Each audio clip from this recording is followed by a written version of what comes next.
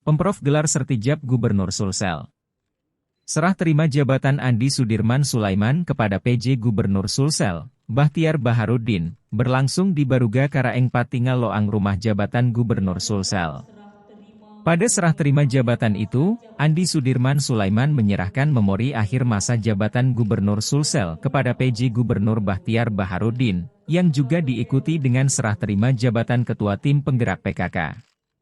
Gubernur Sulsel periode 2018 hingga 2023, Andi Sudirman Sulaiman memberikan sambutan hangat kepada PJ Gubernur Sulsel.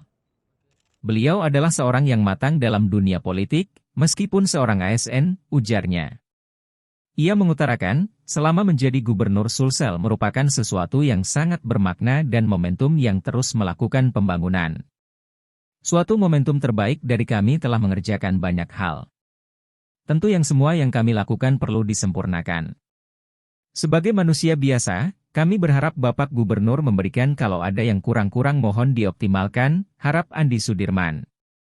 Saya selalu siap sesuai dengan arahan Mendagri untuk membantu PJ Gubernur Sulsel, tegasnya.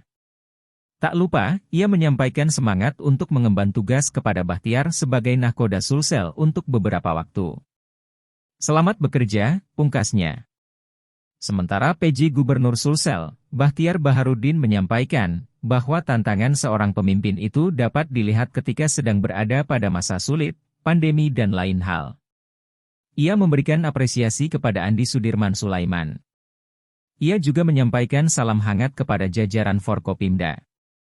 Saya akan mengelola pemerintahan ini sesuai dengan peraturan dan aturan yang berlaku, sebutnya. Menjadi penjabat gubernur itu memastikan bagaimana mengawal pemilu 2024 mendatang bisa terlaksana dengan baik, itu dulu, yang lain nanti kita bicarakan, tegasnya.